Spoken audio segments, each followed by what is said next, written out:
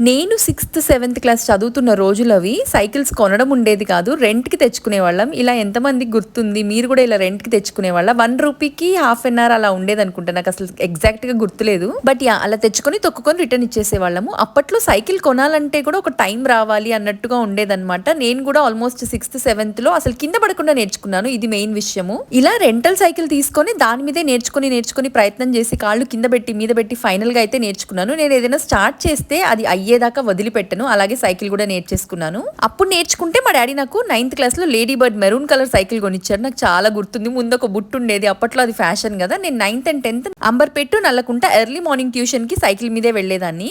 ఇప్పుడు ఏముంది చెప్పండి, పిల్లలకి ఏదైనా కోరుకోగానే కళ్ళ ముందు దొరికేస్తున్నాయి. మనం కూడా అలాగే తెచ్చి పెడుతున్నాము. కార్తీక్ అయితే సైకిల్ తీసుకుందామని వెళ్ళాము. చిన్న సైకిల్ ఉండేది, అది అప్గ్రేడ్ చేద్దాము, అట్లీస్ట్ తొక్కితే కొంచెం ఫిజికల్ యాక్టివిటీ ఉంటుందని అయితే తీసుకున్నాము. కార్తీ అయితే ఈ రెడ్ కలర్ చూస్ చేసుకున్నాడు.